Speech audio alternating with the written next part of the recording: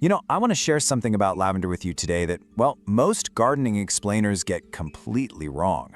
When lavender dies in an American yard, and let's be honest, it dies in millions of American yards every single year, it almost never dies from neglect. It dies from care. It dies from the watering that was genuinely meant to help it. It dies from the fertilizer that was meant to feed it. It dies from the mulch that was meant to protect it. And it dies from that beautiful soil that you lovingly prepared with compost before planting. It actually dies from each of these things for the exact same reason. Because, well, lavender evolved in conditions so incredibly different from what most American gardeners provide that literally everything we instinctively do for a struggling plant is exactly the wrong thing to do for this one. So today, we're going to walk through 5 things that genuinely bring dying lavender back to life. But I really need to warn you before we dive in, most of these are going to feel completely backwards. Most of them involve stopping something rather than starting something, and they go against absolutely every instinct a caring gardener has.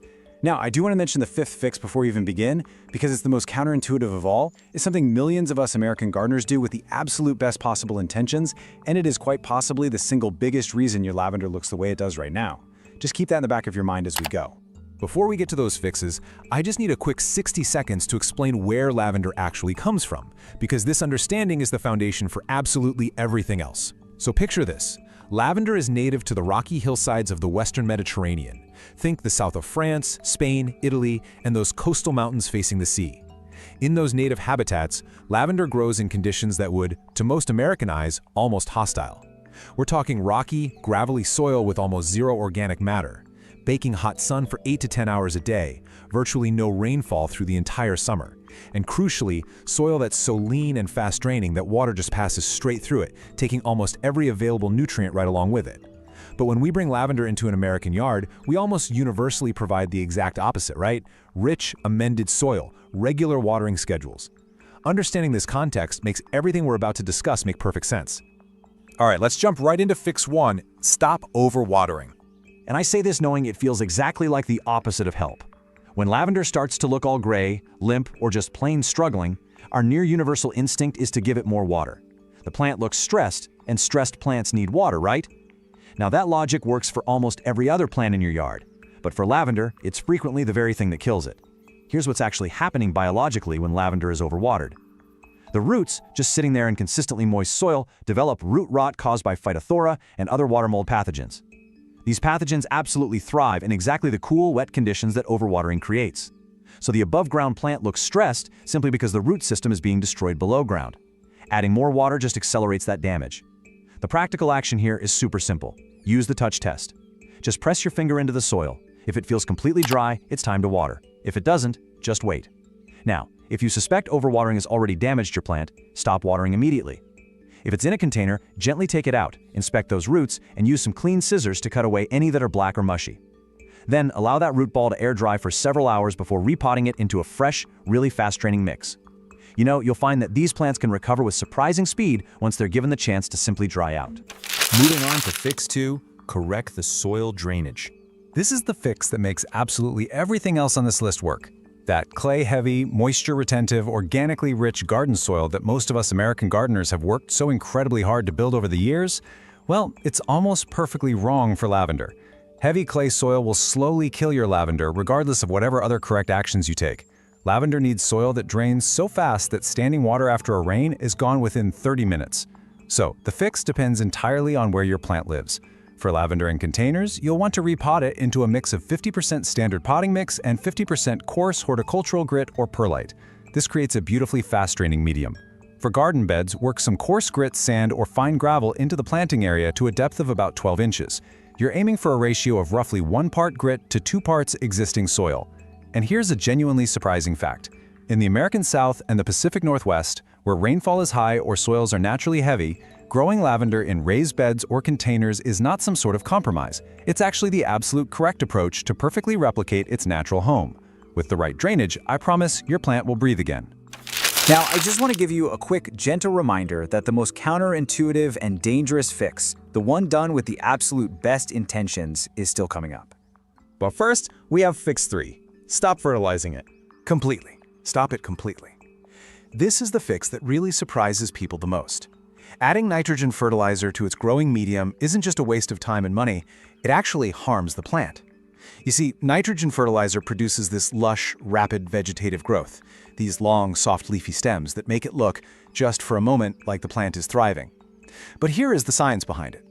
This soft growth cannot support the essential oil production that gives lavender its signature fragrance.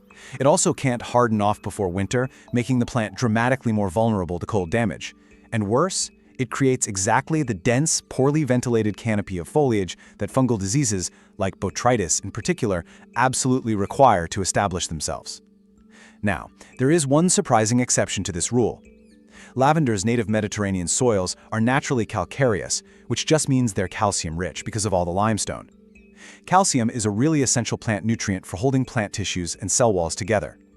So, if your lavender is in soil that's acidic or clay-heavy, a single application of agricultural lime or crushed oyster shell just scratched into the soil surface once a year provides the calcium that lavender genuinely needs.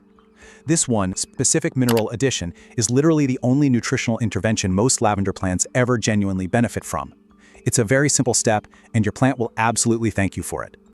Let's gently move to fix 4. Prune properly. You know, the most common mistake with lavender in American yards is simply not pruning it at all, or perhaps pruning it far too lightly. Lavender that's never cut back becomes progressively more woody over time, developing these bare, brown stems right at the base. And I must kindly warn you here, this woodiness is completely irreversible once it becomes severe. So, the correct approach is consistent annual pruning. In early spring, as new growth begins to appear at the base, you're going to cut back roughly 1/3 of the total height. The golden rule here is, cut where you can see green. Never ever cut into wood that shows no green growth. Then, after that first flush of flowers fades in early summer, cut the spent flower stems back to just above the foliage mound. This precise timing is exactly what triggers that lovely second flush of flowers in late summer, and it encourages the plant to put its energy into a bushy, dense foliage structure. Consistent pruning will keep your plant beautiful and full of life for years to come. Now, take a breath, because the final fix is arriving right now. It's the most surprising and the most immediately impactful fix on this entire list. It is the one that will absolutely stop you in your tracks. Fix 5. Remove the mulch. I know. Mulch is one of the most universally recommended practices in American gardening. Mulch retains moisture, mulch moderates soil temperature, mulch feeds the soil as it breaks down. And for your roses, your vegetables, your hydrangeas, and almost every other plant in your yard, organic mulch is wonderfully beneficial. But for lavender, organic mulch is frequently fatal, and here is exactly why. Organic mulches like wood chips, bark, compost, leaf mold, and even grass clippings hold moisture directly against the vulnerable stem and root zone of your lavender. Remember, lavender's native soil drains almost instantaneously.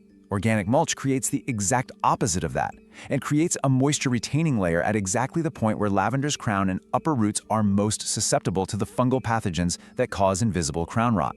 That sad, gray, collapsed, seemingly dead lavender that pops up in so many yards by midsummer, it is very frequently a plant that has been mulched. The mulch looked like responsible gardening. The plant looked like it needed help. So the mulch went on, and slowly, invisibly, the crown just rotted from the outside in. The immediate, actionable fix here is to go out and remove all organic mulch from around your lavender today. Just remove it completely. You want to clear a bare zone of at least 12 inches in diameter around the base of each plant.